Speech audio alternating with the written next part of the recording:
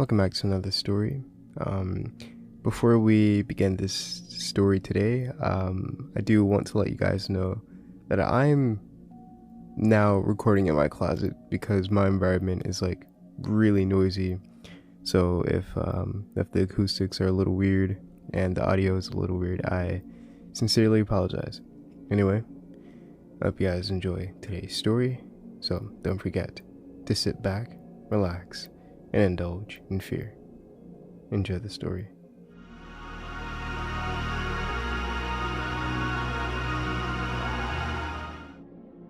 I've been lurking around on forums for a while now, and I was about to give up until I found this thread.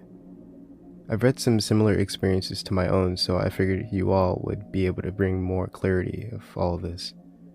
This all happened back during past summer in the state of Kentucky. To protect his identity and out of respect for his family, I'll refer to my friend as James.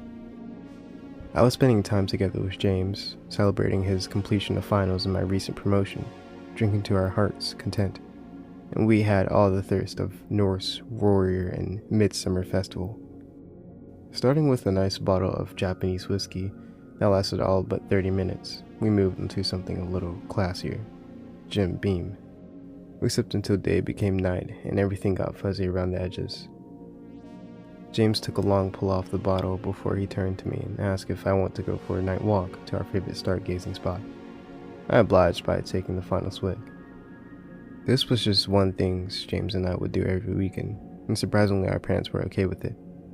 Ever since we had science class together as kids, we loved stars and outer space, and the Cling was like our own private research facility. We had a large amount of forested area near where I lived, and the Cling was just a mile and a half away into the woods. I would pack my budget telescope and we would get nice views of the moon in its different phases, as well as nearby planets and visible galaxies. After high school, James had saved up a couple $1,000s to spend on one of those fancy scopes that could be remote controlled and could take HD photos. We would talk often about black holes, the inevitable heat death of the universe, or if there were other Earth-like planets out there with life like ours. We would even recite all the differing spectral types of stars from memory. It was the foundation of our friendship, though James was much more serious and even talked about going to college for a degree in astronomy once he had finished his general education courses at the local community college. He was the only kid from class that said he wanted to be an astronaut and was serious about it. I was content looking at the stars through my telescope from backyard, beer in hand and not being in debt. It was a bad idea, but we did not care, and off into the night we went. Along the way, there was this drainage ditch that we would pass by. Alluring today, it was back then, for no good reason other than it was creepy. Being as inebriated as we were, we took the bait and headed down. Being extra careful to scale down the steep incline of the ditch walls, we made it inside.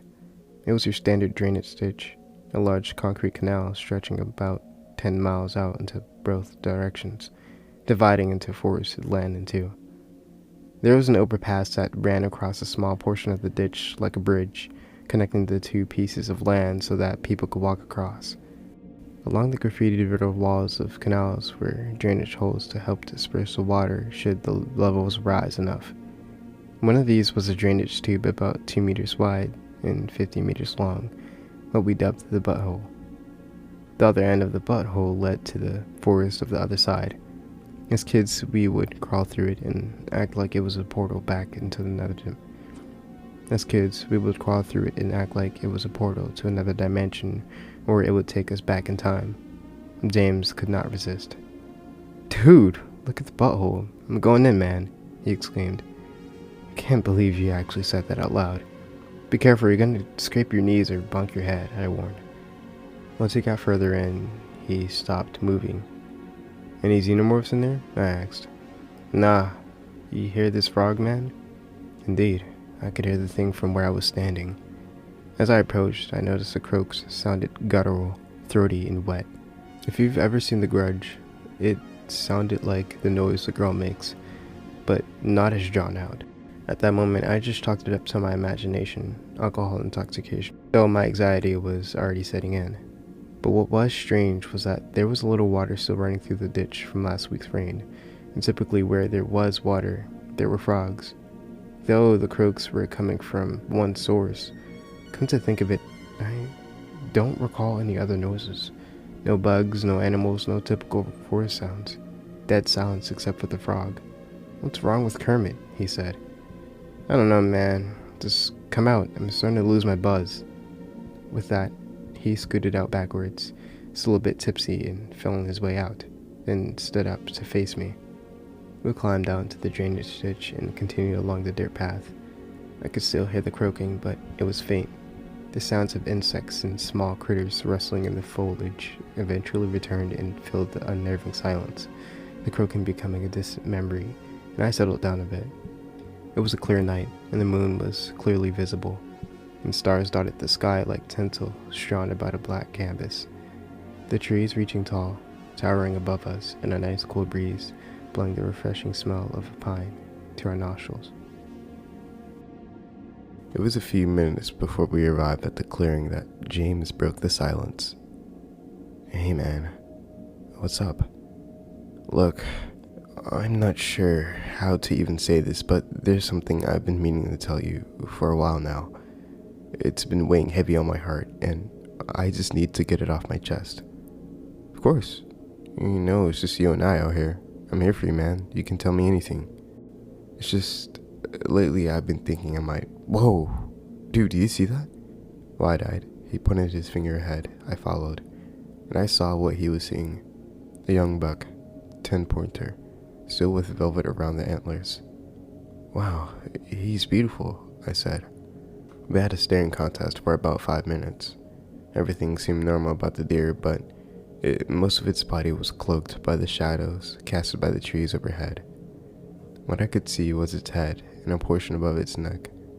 It could have been the glare from the moon overhead, but the eyes looked glossed over like thick contracts, or like it had been dead for a while.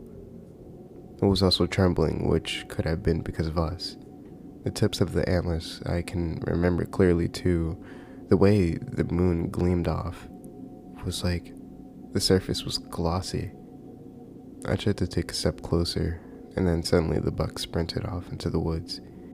It looked like right before the buck ran off, the antlers twitched, like fingers clenching to form a fist, but I brushed that off too, trying to save my anxiety once more. And we started walking again. I really should have turned back at this point. After an additional 3 minutes, we had arrived at the clearing. James and I began walking to the middle. There, we lay down on our backs, staring up at the sky.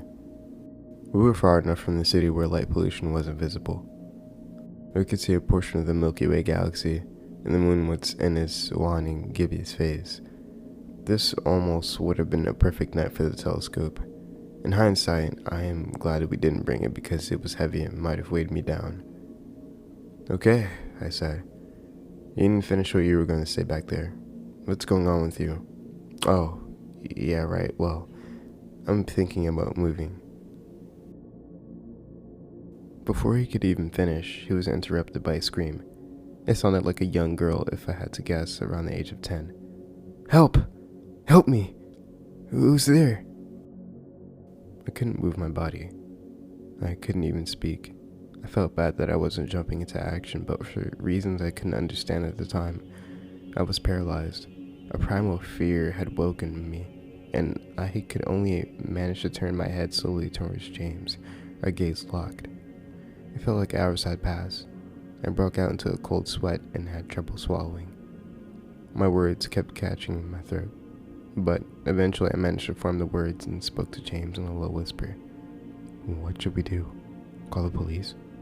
"They'd never get here in time. How do we even explain where we are?" "Yes, officer.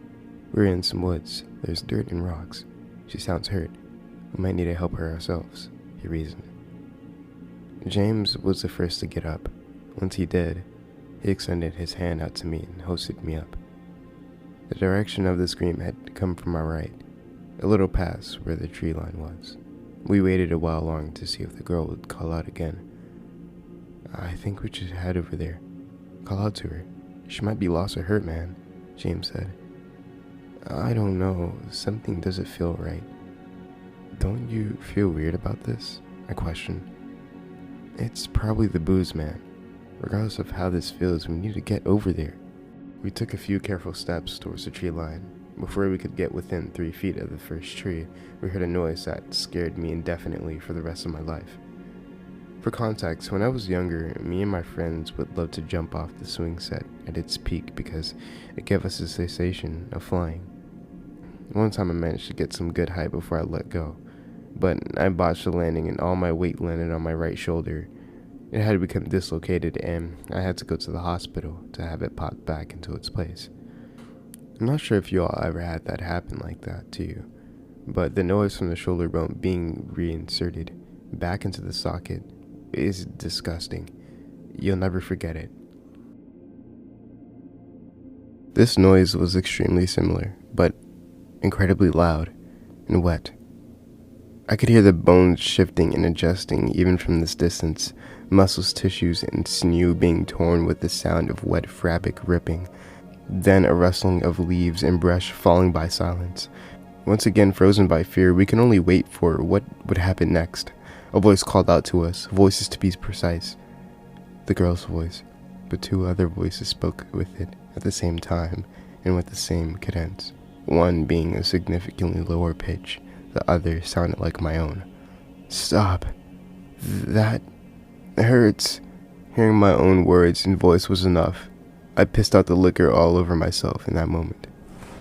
I don't know much about trauma and how the human brain reacts, but what happened next comes back to me only in fragments. Thinking about it too hard always results in a panic attack.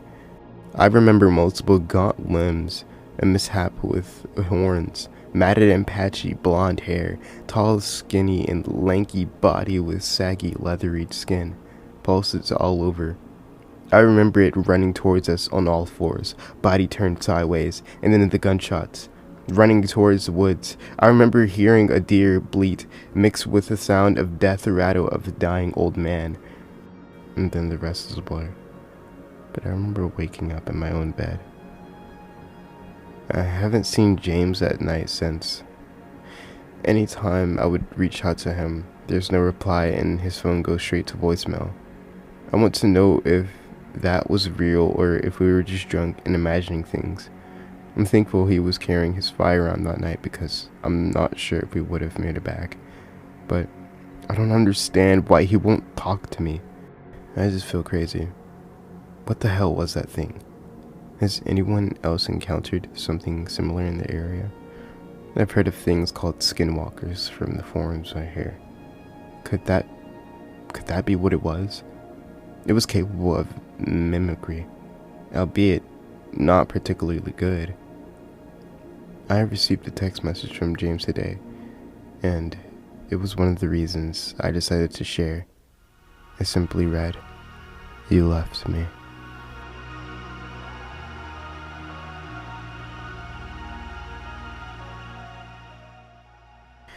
Okay, I hope you guys enjoyed today's story. Thank you guys for listening.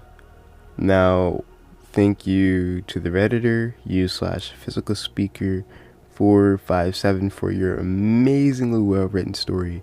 Thank you for granting me permission to read it. Anyway, I hope you guys enjoyed today's story, and I'll see you guys in the next story. So, don't forget to sit back, relax, and indulge in fear.